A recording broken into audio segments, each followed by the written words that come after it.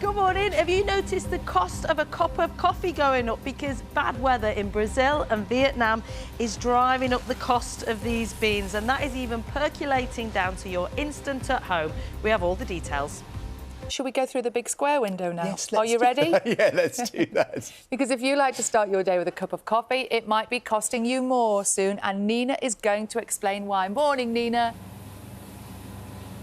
Yes, good morning to you. I felt so nostalgic listening to Ricky's report there. And where would we be without CBeebies these days? Where would we be without Bite Size during lockdown? Just amazing. Anyway, on to coffee this morning. Put yours down, John and Sally. Have a listen, because yours might be about to get a little bit more expensive.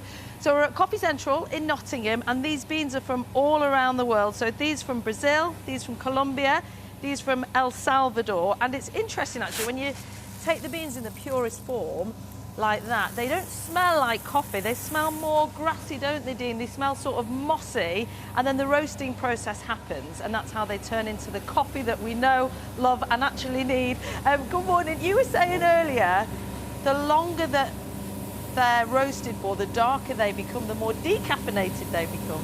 Yeah, generally the people got the myth that if you go for a dark roasted coffee, it's going to be very strong in caffeine. I mean, it depends on the dissolved solid. Sometimes they do retain caffeine, but a lot of the new modern specialty coffees are light roasted. You tend to get more caffeine, you get more of a rush off it, but some people love the dark flavour though. And these are medium dark, aren't they? Just talk me through. These actually are decaf at the moment, which I'm roasting now, which is, I don't know why, it seems very popular. We sell loads more decaf than we did over the last 6-7 years ago. And your bog standard Robusta bean, which is what goes into lots of high street coffee, but also to the instant that we might have at home, the nice cheap instant that we all have in, that's got a lot more expensive, hasn't it? So you're bringing it in from Brazil rather than Vietnam now. Yeah, Vietnam there's a lot of problems with the shipping routes, causing container problems, it's pushing the prices up. But also, we've had to go with the Brazil, but even that has gone through the roof with price. It's the same as our standard Brazilian Arabica at the moment, but we still have to put it into the blends, which gives that earthy finish and the crema on the top of the coffee.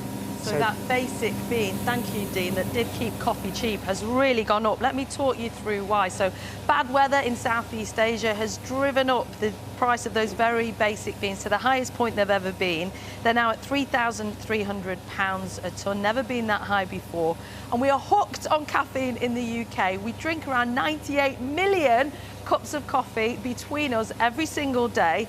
And if you're lucky enough to have the disposable income to be able to go to a high street coffee shop and buy one every day, you will know that a latte now, for example, has gone up to £3.50. That is 15% more than it was just last year. And it's not just about those big coffee shops on the high street, because 80% of us do have that instant coffee at home. Let's go over and have a chat then with Adam, who's head of coffee here. Good morning. Morning, Nina. Let's do it. Let's go agricultural economics. Yeah. If there's a storm in Brazil or in Vietnam, how does that affect my instant at home? Well, instant coffee is predominantly Robusta. So there is Robusta coffee grown in Brazil, but it's predominantly Vietnam. There has been some weather problems in Vietnam. The wet season has been delayed, and actually some Vietnamese farmers have kind of given up.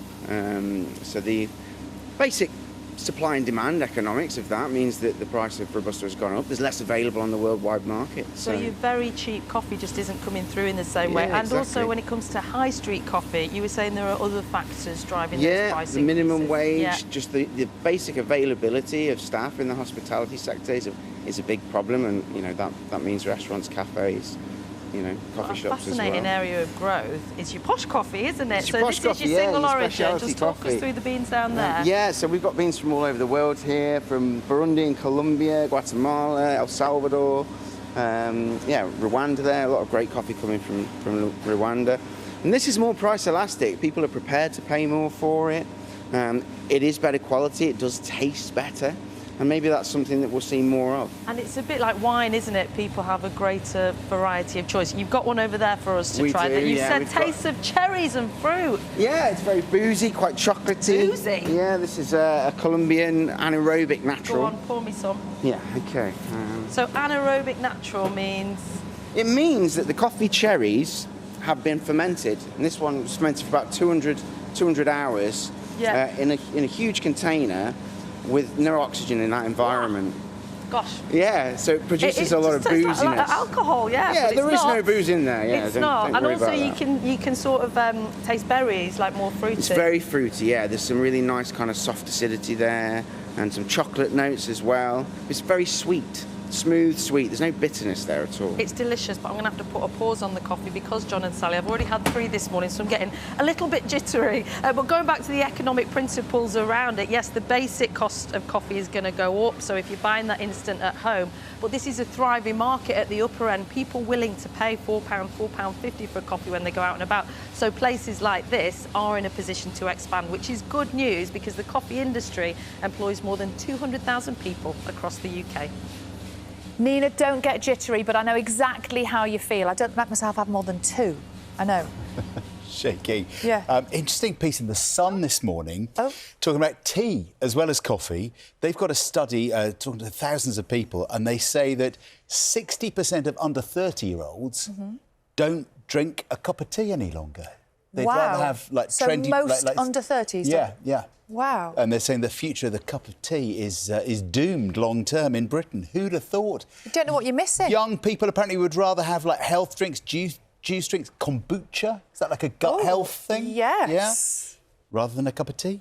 Have you tried kombucha? You can see from my body language, no, I have not. I'm trying to familiarise myself with kombucha. We'll get you some What is it? kombucha It's like a later. juice or something? Yeah, and I think it can be fizzy. I think it might also have a little tiny bit of alcohol in it sometimes. Or maybe that's just the one I've tried. OK, I don't know. Let's give it a go then.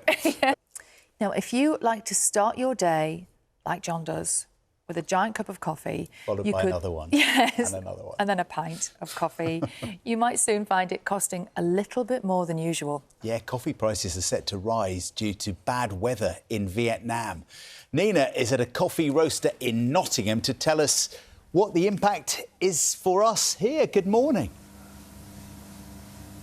Yes, good morning. Put those coffees down, John and Sally, because I want to tell you a story about why coffee's becoming more expensive. We're at Coffee Central in Nottingham. Come and have a look at these. So these are single origin beans. These are your snazzy coffees, your high-end coffees that people pay a lot of money for. So some from Burundi here in Central Africa, some from Guatemala, Colombia, El Salvador, Rwanda. You'll notice, maybe, that all of those countries are equatorial, so they're around the equator because that's where the best conditions are for growth, the most consistent conditions, apart from when they're not, and that's what we've been having in Brazil and in Vietnam. So these here are your Robusta beans. So these are like your common garden beans, if you like. They go in lots of blends and by and large make up that cheap instant coffee that people have in their household. When Vietnamese coffee beans go up, it has an inflationary pressure on all coffee. Let's take a look at that then. So they are as expensive as they have ever been since droughts happened in Southeast Asia. So the benchmark for beans in Vietnam hit an all-time high of around £3,300 a tonne last week. And we are hooked on coffee, so we feel every movement in the market. We drink about 98 million cups of coffee every single day, most of them drunk by John Kay. And if you're lucky enough to have that disposable income to hit the high street every day and buy a coffee, you'll notice, for example, that the price of an average latte in a high street chain has gone up to about £3.50, a 15% increase on the year before. And it's not just those big high street stores feeling it. 80% of us do have instant coffee at home. So when these beans go up, we all feel that pinch. Come and meet Gavin, who's head of operations here. Morning, Gavin. We're just talking the audience through the inflationary pressure of the Vietnamese Robusta beans, but it's also your Arabica beans in Brazil as well. Yeah, that's right. So, I mean, it's going back a couple of years now. I think Brazil experienced the biggest frost they've ever had, and it wiped out about 40% of the crop. And I appreciate that's 2 years ago. We're still reeling the effects from that. I mean, 40% is a lot to gain back. So yeah, it's not just the Vietnamese Robusta, it's the Arabica market as well. And when you talk to your clients, you were saying some of them are really feeling it. They're on the edge. So when you're forced to put prices up, you feel bad saying to them, look, this bag is going to go up again. Yeah, that's right. I mean, the coffee is just one product that they buy. It's the same across all their food items, not just hot beverages.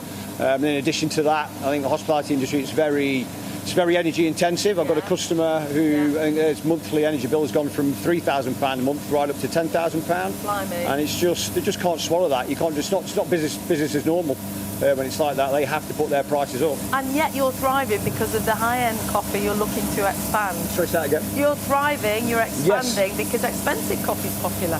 Yeah, that's right. There's a bigger shift towards better quality. I think they're going out a bit less because they've got less disposable income, but when they do, they expect a better experience, better quality. So I think that end of the market's doing okay. Buy less, buy better. That's what we're seeing through the hospitality sector as well. Thank you, Gavin. Thanks for having us this morning. And I want to introduce you to Danny, who keeps an eye on the markets across the world, what investors are doing when it comes to situations like this. Good morning to you. So we're not just seeing it, are we, with coffee beans? We're seeing it with other areas of household staples. Oh, absolutely. Anyone that's brought olive oil in the past couple of years will have noticed the price has doubled. We've obviously seen an issue with tea and cocoa up over 100% just since the start of the year, which of course has impacted our chocolate, particularly our dark chocolate. So I'm afraid price volatility is something we're just going to have to get used to. Because of shifts in the climate, and volatility, of course, leads to opportunism. Absolutely. So what we've also seen with the expectation that coffee prices would go up is that a lot of investors have piled in, expecting the prices will rise further. Now, if we get a really good crop in Brazil, prices are likely to come down quite quickly, which of course then leads to a bit of a crash. So with great volatility comes opportunity, but also risk. Okay, and that affects all of us at home. Thank you very much. And also, Danny was saying there are new EU regulations coming into play, which will also mean there'll be limitations on what coffee comes in. It is an interesting area of growth. As Gavin was saying, your fancy coffees are protected at the moment. If you think about it, young people are more likely to nip out for a coffee and see a pal than go for a pint. And that's why it's been protected as a big employer. More than 200,000 people in the UK are employed in the coffee industry. John and Sally, there is the big supply and demand pressure in Salford where you are right now. And Sally, as you know, it's the fact that John Kay monopolises all the coffee in the building every day. Yeah. 6 cups, I think, daily. Nina, thank you. At least. Possibly 7. Nina, thank you very much indeed. It's worrying news, that, isn't For you, particularly. it? It is. Going to spend a fortune.